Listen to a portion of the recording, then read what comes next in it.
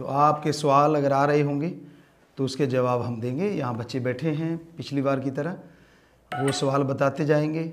हाँ जी बोलिए। गुरु जी, आप एक यूथ आइकन हो। यूथ आपसे बात करना और अपनी प्रॉब्लम डिस्कस करना बहुत ज़्यादा पसंद करता है। आपसे चाहेंगे कि आप यूथ को एक मैसेज दें। जैसे आजकल एकल परिवार की समस्या बहुत बढ़ती जा रही है। यूथ अपने परिवार में हस्बैंड और वाइफ, बच्चों के साथ रहना ज़्यादा पसंद करते हैं, बुजुर्गों के साथ रहना पसंद नहीं करते।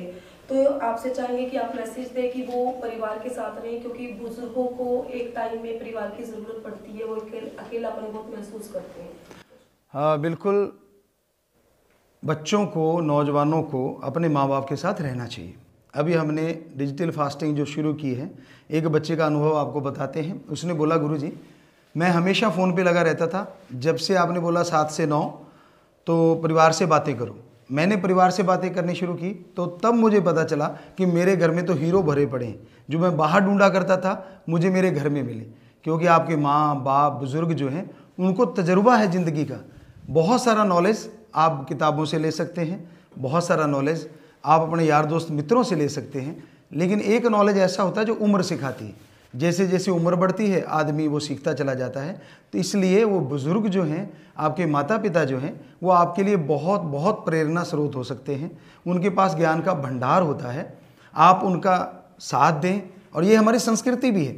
बचपन में माँ बाप बच्चे का टट्टी पेशाब उठाते हैं, और बुढ़ापे में अगर माँ बाप कमज़ोर हो जाते हैं तो बच्चे सहारा बनते हैं।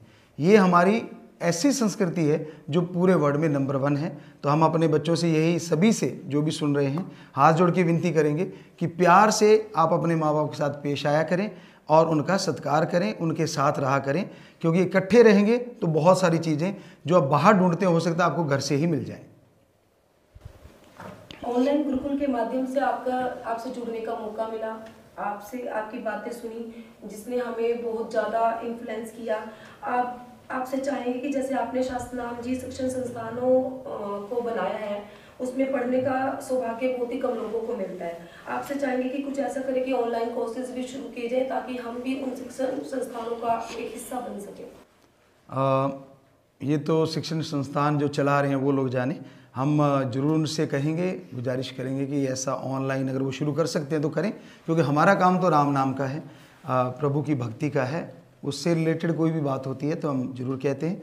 यहाँ तक शिक्षण संस्थानों का है, हमने बताया जरूर कि ऐसा करें, लेकिन जो प्रबंधक जन हैं जो उनको चलाते हैं उन तक हम आपका मैसेज जरूर पहुँचाएँगे। पापा जी, किसी ने कहा मुझे आपसे एक बात पूछनी थी। The mind is the best friend of the soul as well as a big enemy. दिमाग रूह दा सबसे अच्छा मित्र है एवं सबसे बड़ा दुश्मन। ये बात कहीं ना कहीं सही बैठती है। जब दिमाग मन की बात सुनने लग जाता है, जो कि ज़्यादातर सुन रहा है नेगेटिविटी, तो वो आत्मा के लिए घातक हो जाता है। और जब दिमाग आत्मा की आवाज़ सुनने लगता है तो वो आत्मिक शांति ही नहीं, आत्म बल भी देता है, जिससे इंसान ऊंचाइयों को छू सकता है, खुशियां ले सकता है। पापा जी एक कह रहे हैं कि मैंने आज ब्लड डोनेट किया है, सॉन्ग जो आपने कल रिलीज़ किया है उसकी खुशी में। बहुत आशीर्वाद बेटा। कल जो सॉन्ग रिलीज़ किया है उसके बारे में बहुत मैसेज भी आए कि गुरुजी बहुत अच्छा है। तो हमें बड़ी खुशी होती है जब बच्चे इसे पसंद कर रहे हैं। आपके फ़ायदे के लिए ही वो भेजा है कि भाई आप सारा दिन कैसे रजाई के अंदर, चद्दर के अंदर ये करते हैं, तो आँखों पे बहुत गहरा असर होता है। बाकी आप खुश हैं तो आपको भी आशीर्वाद, और आप बहुत बड़ी चीज़ कर रहे हैं कि इस खुशी में ब्लड डोनेट किया है। भगवान आपको खुशियाँ दे। पापा जी कई बच्चे ये बोल रहे हैं कि मेरा पेपर है, मेरा एग्ज़ाम है, किसी का सिविल है, किसी का 12th का है, तो सब गाइड के लिए और ब्लेसिंग्स मांग रहे हैं। फोकस करके आप पढ़ाई करें।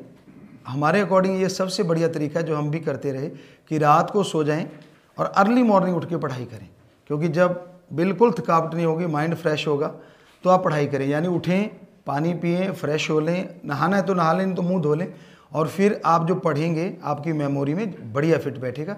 पर नींद पूरी ले लें, आप इस हिसाब से सेटिंग कर लें। और दूसरा, बोल के याद करें, लिख के याद करें, और उसको एक इमेज बना के अपने माइंड में फिट करें। तो इन तीनों तरीकों से अगर आप करोगे तो यकीनन अच्छी तरह से आपके दिमाग में सवाल बैठ जाएंगे, उनके जवाब बैठ जाएंगे। पापा जी एक ने लिखा है कि पिताजी वो 7 से 9 वाला जो रैप आपने उसमें डाला है वो बहुत ज़बरदस्त सॉन्ग में जो चैट। जी आशीर्वाद बेटा, वो इसीलिए डाला था कि जो मुहिम चलाई है डिजिटल फास्टिंग की, कि उसमें आप लोग शामिल हो जाएं, सॉन्ग को सुन के ही शामिल हो जाएं। तो आपको अच्छा लग रहा है तो शामिल भी ज़रूर हो जाइएगा, फिर देखिएगा कितनी खुशी आती है। आशीर्वाद। एक सवाल एफपीडी के लिए, सबसे पहले दीदी से पूछना चाहेंगे कि जब भी कभी आप सोचते हैं तो आप दिल की मानना पसंद करते हैं या दिमाग की? मैं मेडिटेशन करके जो मेरा पहला थॉट आता है मैं उस पे चलना करती हूँ। मुझे लगता है कि वो सोल की शायद आवाज़ होती जी है। जी हाँ शायद नहीं, पक्का होता हाँ तो दिमाग और शायद दिल फिर भी गलत कर हो देगा। सकते हाँ हैं, जी। हो सकते हैं। तो मेडिटेशन के बाद जो पहला थॉट आता है वो उसकी करती हूँ। गुरुजी इस जवाब ने, मेरा जो आपसे सवाल था वो यही था कि दिल की सुननी चाहिए दिमाग की। मेरे ख्याल से ज़रूरत नहीं है अब, क्योंकि आप अगर मेडिटेशन करते हैं तो आपके अंदर की जो आवाज़ है वो आत्मिक आवाज़ है। क्योंकि पापा जी ने तो ये सिखाया हुआ है। हाँ बेटा, हाँ जी। बिल्कुल। गुरुजी एक सवाल ये है कि एफडीडी की रुचि किसमें है? हमारी दोनों की रुचि वेलफेयर वेलफेयर में ही है, और जितना भी भला कर सकें, दीन दुखियों की मदद कर सकें, हम भी दिन रात लगे रहते हैं। और बिटिया भी उन्हीं चीज़ों को फॉलो करती है कि पापा ये कर रहे हैं तो मैंने भी पापा वाली चीज़ करनी है, करवानी है, साथ देना है। हमारा ओनली और ओनली मानवता भलाई का ही कार्य है और सबका भला करना, यही सोच रहे थे। और उसको कैसे करें और ज़्यादा कैसे करें, हमारी डिस्कशन भी होती है आपस में और चर्चा भी होती है बाप बेटी की। हाँ एक क्वेश्चन दीदी आपके लिए आ रहा है, कई लोग पूछ रहे हैं कि आपके जो आपने इतना सुंदर से एक फोन लिया हुआ है हाथ में, उसका वॉलपेपर हमें जरूर दिखाएं, आप कौन सा लगाते हैं? गेस करो कौन सा होगा।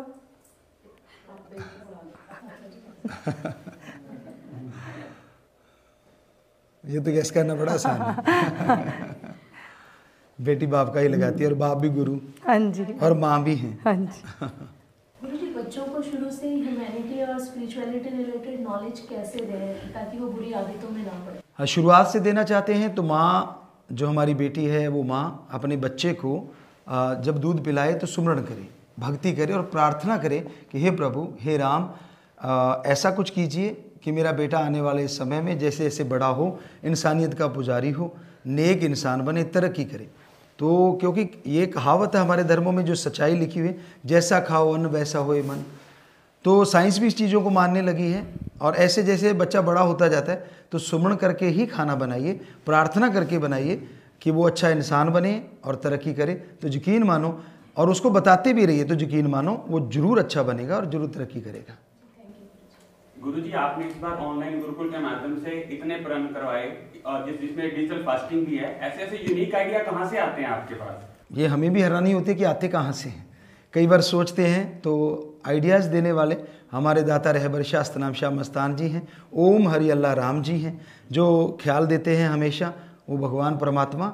और क्योंकि हमारी रुचि ही मानवता भलाई में है, जैसे अभी बिटिया से चर्चा कर रहे थे, तो वो ख्याल सतगुरु उसी को देता है जो इस बारे में सोचता है। तो मालिक से यही मांगते रहते, मालिक कैसे तेरी रियाय, तेरी प्रजा का भला करें, कैसे तेरे बच्चों का भला करें, कैसे उनको बुराइयां छुड़वाएं। तो सतगुरु ख्याल देते रहते हैं। गुरुजी आजकल टेक्नोलॉजी का जमाना है, बच्चे टेक्नोलॉजी में बहुत ज़्यादा सुपर फास्ट हो रहे हैं, जबकि उनके पेरेंट्स काफ़ी उस चीज़ में पीछे रह जाते हैं। तो बच्चों को लगता है कि हमारे पेरेंट्स को तो कुछ आता ही नहीं, इस गैप को भी जो कैसे कंप्लीट करें? जैसे हमने पहले भी बताया, मिलता जुलता सवाल कि भाई बच्चे माँ बाप को ये समझते उन्हें कुछ आता ही नहीं। तो अभी आपको बताया कि काफ़ी बच्चों ने ये अनुभव बताया कि जब उन्होंने देखा 7 से 9 अपने माँ बाप के साथ, परिवार के साथ बिताया, तो ये लगने लगा जिस घर को वो ये सोचते थे कि खाने को दौड़ता है या अकेलापन फील करते थे या यूं लगता था कि टेंशन आ रही है, उसी घर में खुशियाँ आने लग गई, शांति आने लग गई। तो आप परिवार से मिलके देखो, इकट्ठे बैठा करो, यकीन मानो आपको जरूर खुशियाँ आएंगी। कुछ पर्सन्स की तरफ से क्वेश्चन आ रहा है कि गुरुजी जो आपने सॉन्ग निकाला है चैट पे चैट, उसकी बातें बिल्कुल सही है, लेकिन अब कैसे क्या किया जाए, कैसे रिकवर करें जो बन गए हैं रैट, हो गए हैं फैट एंड जिनके चढ़ गए हैं एक ही तरीका है, मेडिटेशन करो, एक्सरसाइज करो। तो ये बॉडी इतनी पावरफुल बनाई है भगवान ने, लगातार मेडिटेशन और एक्सरसाइज दोनों का इकट्ठा कर लें, कंबाइन कर लें, तो यकीन मानो आप रिवर्स कर सकते हो, चश्मे उतर जाते हैं और पतले से थोड़ा मोटे हो जाएंगे, और मोटापा तो आप अगर ज़्यादा एक्सरसाइज करेंगे तो उड़ जाएगा। और खाने पे कंट्रोल, थोड़ा तली हुई चीज़ें ना खाएं ज़्यादा, और फास्ट फूड जो आप छोड़ते ही नहीं है वो सिर्फ मोटापे का, अगर हमें जो लगता है अगर एक्सरसाइज नहीं करते तो वो ज़्यादा है। देसी खाना खा के देखिए, अपने देश में यही तो संस्कृति इसलिए भी नंबर 1 है, तो उससे फैट उतना नहीं आता। हरी सब्जियां खाइए, सलाद खा लीजिए, फ्रूट खा लीजिए, तो अगर मोटापा कम करें तो छोड़ के नहीं, खा के सलाद खाएं, फ्रूट खाएं, हरी सब्जियां लें, दालें ले लें थोड़ी, तो यकीन मानो फैट कम हो जाएगा। एक्सरसाइज ज़रूरी है। दीदी आपसे एक सवाल है कि जैसे पति ने आपको सब कुछ, आप जी को पति ने ही सिखाया, बट ऐसा कोई एक काम या विश जो आपके दिल में वो ये रह गई, ये सीखनी है? ये सीखनी है? मैं तो हर दिन पापा जी से एक चीज़ सीखती हूँ। ऐसा कुछ है ही नहीं कि जो अभी मैंने, मतलब बहुत इतनी सी चीज़ मैं अभी शायद, पापा जी शायद मुझे लगता है बाल जितनी भी नहीं सीखी होंगी आप जी से। पापा जी पास तो इतना सारा टैलेंट है, तो वो मुझे अभी सीखना है। तो हाँ, धीरे धीरे जैसे से पापा जी गाइड करेंगे मैं सीखूंगी पापा। हाँ, सीखता जा रहा है, और यही सच्चाई है कि बिटिया कह रही है कि वैसे बहुत गुण है इसमें, बहुत कुछ सीख चुकी है हमसे, लेकिन जो एज ए फादर भी अभी बहुत कुछ सीखती है। हाँ, और एज ए गुरु तो एक अलग चीज़ होती है, बहुत बड़ी चीज़ होती है, लेकिन एज ए गुरु भी ये सीख रही है कि हाँ पापा वेलफेयर वर्क करवाते हैं, ये मुझे भी करने चाहिए, दूसरों को भी करवाने चाहिए। और कई चीज़ें हमें भी सिखा देती, पापा आप खाना ये नहीं लेना, दादी अम्मा हम इसको बोला करते हैं, बिटिया होती ही दादी अम्मा है अपने माँ बाप की भी, तो उसी तरह से ये भी पापा ये नहीं खाना, और जब लगे कि नहीं तो फिर कहती मुझे भूख लगे, पता होता है कि हमें कुछ देना होगा खाने को। तो मतलब बहुत सारी चीज़ें जानती है, साथ संगत को भी बोलती है कि हाँ पापा ने ये काम मानवता भलाई के, उनको फॉलो आप लोग किया करो, खुद भी करती है। तो ये चीज़ें जो इसका है कि एक शिष्य जो सीखना चाहिए वो सीख रही है। गुरुजी आपके सॉन्ग्स जो हमने देखे उसमें एक बड़ी कमाल की बात लगी, उसमें राइटर भी आप हैं, सिंगर भी आप हैं, एडिटर भी आप हैं, म्यूजिक कंपोजर भी आप हैं। गुरुजी ऐसा कैसे हो जाता है, ऐसा कैसे कर लेते हैं, सभी चीज़ आप खुद ही कर लेते हैं? हमारे गुरु शास्त्र नाम जी दाता रहबर ने वचन किए थे एक बार कि भाई हम लिखा करेंगे, हम गाया करेंगे, हम बजाया करेंगे, तो हमें लगता है उनके जो वचन थे हम बनाया करेंगे, तो वचनों ने ही सब कुछ किया है, वरना हम में ऐसा कुछ नहीं है, हम तो इंसान हैं। लेकिन वो राम जी की कृपा है, ओम हरि दाता रहबर की कृपा है परमात्मा की, कि वो ऐसा करवा रहे हैं। करवाने वाले वो हैं, हमारे पास ऐसा कुछ अलग से टैलेंट नहीं, कोई अलग से ट्रेनिंग नहीं, कोई इंजीनियर नहीं, लेकिन हाँ उनसे अच्छा कर लेते हैं, ये राम जी की कृपा है, गुरु जी की कृपा है, उनके वचन। गुरुजी कुछ क्वेश्चंस ऐसे भी आ रहे हैं कि बहुत टेंशन है, व्यापार में नुकसान हो गया है, तो क्या किया? अगर कोई टेंशन है, व्यापार में नुकसान हो रहा है, तो हमें लगता नहीं कि टेंशन से आप किसी व्यापार में आगे बढ़ पाएंगे। सबसे पहले टेंशन को ही दूर करो कि मैंने मेहनत की है, मेरे भाग्य में नहीं था, कोई बात नहीं, भाग्य बनाया जा सकता है, मनुष्य बना सकता है। अगर राम का नाम जपे तो आप भाग्य बना सकते हैं। गुरुजी एक सवाल कुछ बेटियों की तरफ से, क्या मेडिटेशन करके अपने पति को वश में किया जा सकता है? मेडिटेशन से आप भगवान को तो वश में कर सकते हैं, पर पति को वश में कोई ये काला जादू या वो जादू टोने वाला पखंडवाद नहीं है कि आप सोचें कि उससे ऐसा हो जाएगा। मेडिटेशन से आप भगवान को हासिल कर सकते हैं, उसकी खुशियाँ ले सकते हैं, और पति को गुलाम और पति और गड़बड़ हो जाएगी। फिर तो हमारे बेटे कहेंगे गुरुजी ये क्या दे दिया, वो भी शुरू हो जाएंगे कि हमने आपको वश में करना है, तो ये क्लैश होता रहेगा और होना किसी का कुछ नहीं, भक्ति ऐसी चली जाएगी। तो इसलिए आप भक्ति को राम को खुश करने में लगाएं, पति को वश करने में नहीं। कई पापा जी क्वेश्चन आया है मेरे पास, लिख के इन्होंने दिए, कई बार हम कहना कुछ चाहते हैं पर वो बात रिप्रेजेंट गलत हो जाती है, जिससे सामने वाला हर्ट हो जाता है, तो ऐसी सिचुएशन में हमें क्या करना चाहिए? पहले तोलो फिर बोलो, जल्दबाजी में कुछ बोलना नहीं चाहिए। पहले आराम से सामने वाले की सुनो, पूरी सुन के फिर बोलोगे और थोड़ा सोचोगे कि मैंने क्या बोलना है, तो यकीनन गलत नहीं बोलोगे। जल्दबाजी में जब आप कुछ करते हैं तो गलत बोल जाते हैं। गुरुजी जो आपने ये कैंपेन चलाया नशे के खिलाफ, डेप्थ कैंपेन, हम भी उसका हिस्सा बनना चाहते हैं, उसके लिए हमें क्या करना होगा? डेप्थ कैंपेन का अगर आप हिस्सा बनना चाहते हैं तो आप अपने आसपास देखिए, कोई भी नशा करने वाला मिलता है, प्यार से समझा के, दवा दारू करवा के, जैसे भी पॉसिबल है। और अगर कभी सत्संग होता है, ऑनलाइन होता है या वैसे सत्संग होता है, तो आप जाके वहाँ पे उनको ले जाइए, ताकि उनका नशा राम नाम से बहुत जल्दी छूट जाता है। क्योंकि ओम हरि अल्लाह वाहिगुरु गौड़ खुदा राम की भक्ति में जो नशा है वो बहुत ज़्यादा है। और जब बच्चों को वो नशा मिलने लगता है तो जो छोटे गंदगी भरे नशे अपने आप ही छूट जाते हैं। ये हमने करोड़ों लोगों पे आजमाया है और ये सच है। गुरुजी, जैसे आपने अलग अलग टॉपिक्स के ऊपर अभी लेटेस्ट कई सॉन्ग्स लॉन्च किए और वो काफ़ी अच्छे रिव्यूज़ रहे हैं उनके, तो कुछ कमेंट सिस्टर कह रहे हैं कि आप कुछ ऐसा म्यूज़िक बनाइए जो मेडिटेशन से रिलेटेड हो, जिससे सुन के हम मेडिटेशन कर सकें। जी, ऐसे सॉन्ग बने हुए हैं, लेकिन टाइम नहीं मिल पाता कि रिकॉर्ड करें। हमें लगा आज की जो समस्या है पहले उस पर कर लें और इसका निदान बाद में करेंगे। तो समस्या थी नशे की, और दिवाली वाला की वो खुशी, एक रूहानी प्यार जो अपने ओम हरि अल्लाह वाहिगुरु राम से होता है, कि हमारी रोज़ दिवाली, अगर हमारा राम जी खुश है, हमारा साईं खुश है, हमारा गुरु खुश है, तो वो गुरु जी के प्रति हमारी एक भावना थी। वो पहला भजन था। फिर नशे के प्रति, और अब जो बच्चे जिनकी आंखें जा रही हैं, दिमाग सुन्न हुए पड़े हैं, माँ बाप को टाइम नहीं दे पा रहे, माँ बाप बच्चों को टाइम नहीं दे पा रहे, तो इस वजह से हमने इस तरह के सॉन्ग निकाले, तो वो भी फ्यूचर में जरूर निकालेंगे। पापा जी, एक अमरवीर नाम से कोई है, उसने लिखा है, आपने एक पत्र में लिखा था कि आकर माता जी का इलाज करवाएंगे।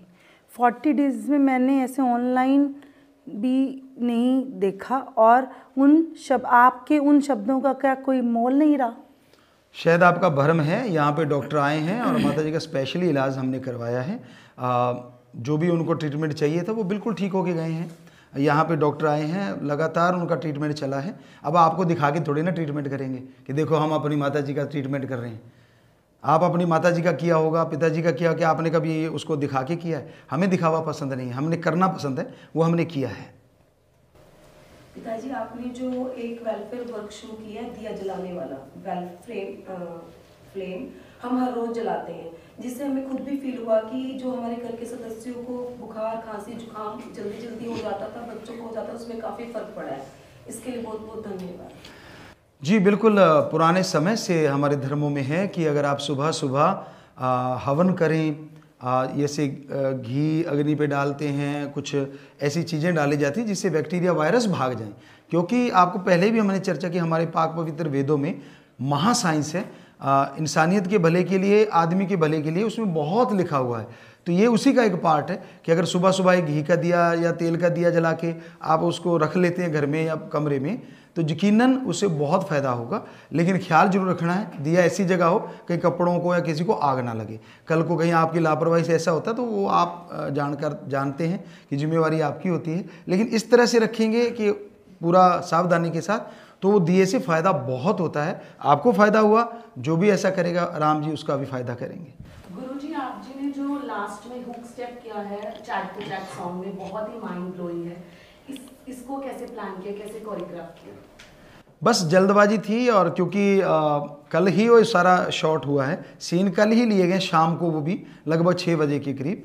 तो बड़ा मुश्किल था कि ऐसा कर पाएँ, लेकिन फिर भी थोड़ा सा ख्याल में आया, कोरियोग्राफी पहले करवा देते थे, तो थोड़ा सा स्टेप था, वो कोई इतना लंबा चौड़ा नहीं था, तो वो कर दिया। आपको पसंद आ गया, बहुत खुशी है।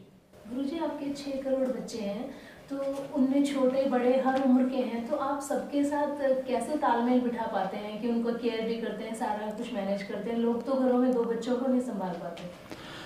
ये राम जी की कृपा है, गुरु जी की कृपा है कि वो ऐसा करवा लेते हैं, चाहे छोटा बच्चा हो, बड़ा हो, बुजुर्ग हो, ये उनकी रहमो करम है, कृपा है। बच्चे के साथ हम बच्चा हो लेते हैं, उसकी भावना को समझते हुए वैसी बात करते वो खुश हो जाता है। बड़ा है तो उसको उस तरह से समझा दिया जाता है। ये राम जी ही ख्याल देते रहते हैं और हम बताते रहते हैं। पापा जी कनाडा से हैं, उन्होंने पूछा कि मैं प्रेग्नेंट हूँ और मैं कैसे कुछ हेल्दी लूँ और मेरा बच्चा भी अच्छा बने। बेटा, ऐसी बैलेंस डाइट लें आप, मिनरल्स होने चाहिए, विटामिन्स होने चाहिए, उसमें हर तत्व होना चाहिए। वो आप अपने डाइटिशियन से या अच्छे डॉक्टर से पूछ सकते हैं। और जैसे हमारे टाइमों में होता था कि अच्छा खाना खाना, जो दिल करे वो चीज़ ले लेना, तो वो अच्छा रहता है स्वास्थ्य के लिए। और थोड़ा चलना फिरना, एक्सरसाइज करना, अगर डॉक्टर आपको अलाउड करता है तो आने वाले आपके बच्चे के लिए भी फ़ायदा है और आपके लिए भी फ़ायदा है। गुरुजी आजकल यूथ बहुत कैरियर ओरिएंटेड हो गया है। हर कोई पैसे के पीछे भागता है, पैसा कमाना है, कैरियर बनाना है। आपके हिसाब से एक सक्सेसफुल लाइफ, सक्सेसफुल कैरियर की क्या परिभाषा है? जिसमें आत्मिक शांति हो, संतुष्टि हो, वो सबसे बढ़िया कैरियर है। और इसको लेना चाहिए कि जो आप कमा रहे हैं उससे खुश रहो, जो आपके पास नहीं है उसके लिए मेहनत करो, तो यकीनन आपको संतुष्टि आएगी। इसी का नाम संतुष्टि है। तो कैरियर कैसा भी आपका है, कोई भी नौकरी आप करते हैं, कोई भी अच्छा कर्म बुरा नहीं होता। छोटा कह लीजिए लेकिन वो बुरा नहीं होता। मेहनत करके खाइए, भगवान साथ देंगे। एक पापा जी इन्होंने बोला हुआ है कि उत्तर दिशा में सिर करके सोने नहीं चाहिए, ये एक बोलते हैं, क्योंकि उत्तर दिशा की ओर सिर करके सोने पर सिर और उत्तर दिशा की सकारात्मक ऊर्जा आपस में प्रतिरोधक करते हैं, उस जिससे नींद न आने का मतलब कारण बनता है। बेटा ऐसा आपने कहीं पढ़ा होगा या आपने कहाँ से लिया है हमें ध्यान में नहीं, लेकिन यहाँ तक हमने पढ़ा है ऐसा कुछ नहीं। सारी दिशाएं इंसान की बनाई हुई हैं। भगवान ने तो पूरी दुनिया की रचना की है, धरती बनाई है, लेकिन हमने अपनी जानकारी लेने के लिए हम किधर जा रहे हैं तो उन दिशाओं के नाम रख दिए। दिन रोज़ आता रहे उसके नाम रख दिए। तो ये हमारे संतों ने या महापुरुषों ने रखे हैं, लेकिन इसमें ऐसा कुछ नहीं है कि ऐसा करने से कुछ होता है। ऊर्जा तो भगवान की चारों तरफ ही चल रही है। तो आप इसका मतलब सिर करने से तो फिर आप सिर को कहीं छुपा के रखा करोगे या टांगे ऊपर करके सोओगे, क्योंकि ऊर्जा तो चारों तरफ है। तो ऊर्जा अपने माइंड तो ग्रहण करता है, जो भगवान की ऊर्जा है ये निकालता तब है जब आप काम लेते हैं, जब आप इससे कोई इस्तेमाल में लाते हैं। जब आप सोते हैं तो ये ग्रहण करता है, तभी बॉडी की रिपेयर होती है, डीएनए में सब कुछ जाता है। पिताजी बच्चों को शिक्षा व खेलों में आगे बढ़ने के लिए अनुशासन व संयमित जीवन की कितनी आवश्यकता है? बेहद आवश्यकता है। संयम रखना। जब बच्चे अगर खेल रहे हैं, पढ़ रहे हैं, अगर ब्रह्मचर्य का पालन करें, यकीन मानो आप बहुत तरक्की करेंगे, चाहे वो पढ़ाई का क्षेत्र है चाहे खेल का क्षेत्र है। और साथ में डाइट का भी ध्यान देना बहुत ज़रूरी है, इसका भी असर पड़ता है ब्रह्मचर्य की लाइफ पे। या यूँ कहिए जब बचपन में आप जवानी में हैं, इसको अपना के देख लो आप, यकीन मानो आपके अंदर एक अलग की विल पावर पैदा हो जाएगी। गुरुजी इतने शॉर्ट समय में इतने स्ट्रॉन्ग मैसेज के साथ आप जो है सॉन्ग लॉन्च कर देते हो। नॉर्मली एक सॉन्ग लॉन्च करने में 2 से 3 महीने लग जाते और आपने 1 महीने में 3 सॉन्ग लॉन्च कर दिए, इसके पीछे क्या है? ये भी गुरुजी की कृपा है, शास्त्र नाम श्याम मस्तान जी दाता की। जैसे अभी लास्ट सॉन्ग है, ये तो सिर्फ बना ही 2-3 दिन में है। आपको बताया कि कल शाम को तो इसकी शूट कर रहे थे हम 6 बजे कि कुछ सीन ऐसे शॉट कर ले लें जो काम आ जाएं। सारे नहीं काम आ पाए, सीन बहुत ले लिए थे, लेकिन फिर भी हमें लगता है आपको पसंद आ रहा है, तो अच्छे सीन लग गए हैं उसमें। तो ये राम जी की कृपा है, गुरु जी की कृपा है। गुरुजी एक सवाल है, आजकल काफी सेलिब्रिटीज को जिम करते हुए हार्ट अटैक, कार्डियक अरेस्ट हो रहा है। पिछले 3 महीनों में ऐसे काफी केस आए हैं। क्या ये जिम ज्यादा करने से है या जिम के प्रोटीन्स की वजह से? स्टीरॉयड वगैरह लेना या कुछ ऐसे केमिकल्स बॉडी में ले जाना जो थिकनेस लाते हैं, कहीं ना कहीं वो कारण बनते हैं इसका, कि आदमी सोचता है मैं जल्दी से मतलब मसल बना लूँ, ऐसा कर लूँ। अगर नॉर्मल डाइट ली जाए, दालों में बहुत प्रोटीन है, पनीर अच्छा है, और इसी तरह सोयाबीन में बहुत प्रोटीन है। अगर हम उनका इस्तेमाल करें तो जो आप चाहते हैं वो भी हासिल कर लेंगे और इनसे भी बचा जा सकता है। लेकिन इसके लिए चेकअप कराना भी जरूरी है। खान पान, आपका रहन सहन सब निर्भर करता है आपके ऊपर। आप अपने शरीर की सुने, जैसा वो कहता है सुनने लग जाएंगे तो यकीनन बीमार कम होंगे। और ये चीज़ें जो हो रही हैं, कहीं ना कहीं दवाइयों का ओवरडोज भी हो सकता है, या आपका बैठा रहना भी हो सकता है, एकदम बैठे रहे सारा दिन और एकदम एक्सरसाइज, तो वो भी हो सकता है, सडन ये चीज़ें हो जाती हैं। बाकी डॉक्टर साहबान इस बारे में ज़्यादा बता सकते हैं। पापा जी एक ने ये बोला कि पिताजी हम दिया जलाते हैं और घर से कलेश भाग गया। वाह जी वाह, आप दिया जलाते हैं और रोशनी ने आपके घर में जो अंधकार था लड़ाई झगड़े का उसको दूर कर दिया, तो ये बहुत ही खुशी की बात है। इसीलिए तो हमारे पुराने युग में कहा जाता था, पुराने टाइम में, कि आप हवन करें या यज्ञ करें, उसका मतलब ही ये था। गुरुजी आजकल ऑनलाइन फ्रॉड्स बहुत ज़्यादा बढ़ रहे हैं, साइबर क्राइम हो रहे हैं। मैं भी इसका खुद शिकार हुआ। कुछ लोग पर्सनल अकाउंट हैक कर लेते हैं और काफ़ी बड़ी अमाउंट को अकाउंट से चोरी कर लेते हैं। इससे कैसे बचा जाए? सावधानी इसका हल है, और कोई तरीका तो हो नहीं सकता। बाकी आप किसी एक्सपर्ट से पूछें कि आप कैसे इस चीज़ को रोक सकते हैं, कैसे कोई लॉक है या कोई आपका सेफ्टी है वो कैसे की जा सकती है, तो वो इसके स्पेशलिस्ट ही आपको बता सकते हैं। पर हमारे ख्याल से सावधान रहना चाहिए। पहले चोरियां रात को आके लोग करते थे, अब फ़ोन में जाके लोग कर रहे हैं। चोरी का भी स्टाइल बदल गया है, हाईटेक हो गया है, तो उससे बचने के लिए भी आपको हाईटेक होना पड़ेगा, सावधान होना ज़रूरी है। मुझे एक सवाल ये भी आया है कि ग्राउंड वाटर जो है पीने योग्य नहीं है, बहुत शोरा भी है, वह नहर का पानी हर जगह नहीं है, क्या करेंगे समाधान? आप चेक करें, साइंटिस्टों ने काफ़ी इसके लिए शायद चीज़ें तैयार कर दी हैं, कुछ ना कुछ फ़िल्टर होंगे या सुनने में आया है, तो आप अगर सर्च करेंगे तो आपको मिल जाएंगे। गुरुजी मेरी नई शादी हुई है, हमारा सास बहू का बहुत ज़्यादा झगड़ा रहता है, कुछ इससे बचने के भी सुझाव बताइए। बेटा ज़्यादा लड़ाई होती हो तो सुमन करें, नहीं मानते आप तो एक कोई भी इलायची है तो उसका एक दाना जाड़ के नीचे दबा के रखें जब तक लड़ाई हो रही है, दोनों में से कोई एक, तो यकीनन लड़ाई हट जाएगी आपकी धीरे धीरे। गुरुजी खाना भी ना छोड़ना पड़े, मेरा फेवरेट फूड है, चॉकलेट्स भी ना छोड़नी पड़े और एक्सरसाइज भी ना करनी पड़े, कोई ऐसी ट्रिक बताए कि वेट लूज हो जाए। सपना लिया करो बेटा क्योंकि सपने में ये चीज़ें हो सकती हैं, अदरवाइज तो खाने पीने में कंट्रोल करना पड़ेगा, एक्सरसाइज करनी पड़ेगी। एक किसी ने ये बोला कि पिताजी आप जब पिछली बार लाइव आए थे तो आपका चैनल काप के बाद भी काफ़ी दिन तक लाइव शो होता रहा जी। ऐसे कैसे? तो उसका कारण है कि हमने एडमिन बना रखा है, वो बाद में इसको ऑपरेट करते रहते हैं, तो इसी वजह से शायद वो हमारी जो सत्संगें थी या बहुत सारे सीन अब भी तो हम आपको नहीं दिखा पाए, बहुत सारे हैं, तो इसलिए वो बाद में चलता रहता है। आपसे सवाल है कि जब पिताजी आपको कोई न्यू काम सिखाते हैं जो बहुत चैलेंजिंग होता है, तो आपकी क्या नर्वसनेस होती है, कोई डर लगता है या रिलैक्स होते हो कि पापा ही हैं हो जाएगा? मेरे को पहले जब कोई काम ऐसा होता है इतना बड़ा होता है तो पहले मैं पापा जी से घबराहट होती रहती है मुझे कि कैसे करूँगी, ये तो कैसे होएगा, मेरे से होएगा नहीं। तो फिर पापा जी पॉजिटिव करते हैं और बकअप करते हैं एक पापा की तरह, नहीं बेटा तू कर सकती है, हम तेरे पापा हैं, हम कराएंगे ना।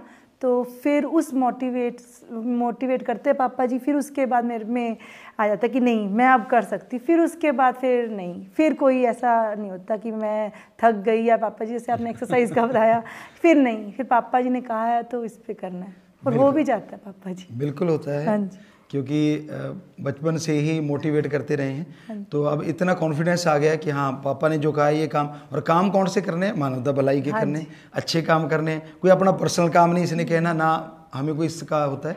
तो सिर्फ ये होता है कि कैसे और अच्छे कर्म करें, या मैं जो भी काम करूं अच्छा ही करूं, कि बेटियां जिस भी घर में हैं वो बच्चे जानते हैं, परिवार जानते हैं, वहाँ तमीज़ बहुत आ जाती है। बेटियां तहजीब लेके आती हैं, तमीज़ सिखाती हैं, और बेटियां लक्ष्मी का रूप हमारे धर्म कहते हैं। तो हम तो यही कहना चाहेंगे कि घर घर में बेटी जरूर हो, बेटा भी हो, बेटा भी कम नहीं होता, कोई बेटे की हम ऐसा नहीं कि उसका कोई विरोध करते हैं, लेकिन एक बेटी भी अगर साथ में हो तो पूरे घर में कैसे रहना है कैसे नहीं, क्योंकि हमारे पवित्र वेदों में भी धर्मों में लिखा है कि बेटी जो माँ का रूप होती है, छोटे से होकर अपने माँ बाप का माँ बन जाती है, ऐसे नहीं खाते, ये नहीं पहनते, वो नहीं करते, बड़ी होती है फिर जैसे शादियाँ हो जाती हैं तो फिर अपने पति की पत्नी तो है ही, माँ का भी रोल अदा करती है, आप ये पहन के जाओ, आप ये खाया करो, आप वो खाया करो, बच्चे हो गए उनकी माँ तो है ही।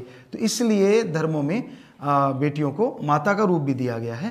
तो ज़रूरी है कि आप बस अमल करें और उस पर चलें। नहीं ना रोना नहीं बेटा, आशीर्वाद।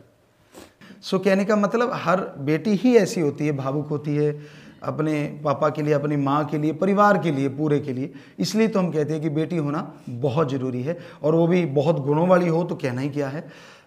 दुनिया का कुछ नहीं कहा जा सकता, दुनिया अपने हिसाब से सोचती है, और बेटी का एक अपना परिवार तक सीमित होता है दायरा, वो उस बारे में फोकस रहती है।